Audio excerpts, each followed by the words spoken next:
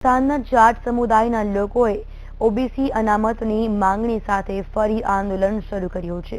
ત્યારે જાટ નેતાઓની રાજ્ય સરકાર વચ્ચે વાતચીત શરૂ થઈ ગઈ છે।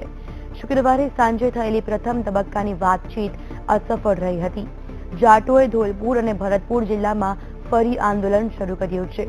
આંદોલનને કારણે અલવર મથુરા રેલવે રૂટ પર રેલવે વ્યવહાર અવરોધાયો હતો। આંદોલનકારીઓએ આગ્રા બાંદીકુઈ રેલવે રૂટને પણ અવરોધ્યો છે।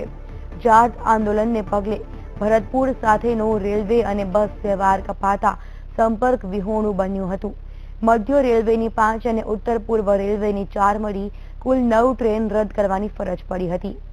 રસ્તાઓ પર બસને તોડફોડ અને આગજનીના અહેવાલો મળ્યા હતા।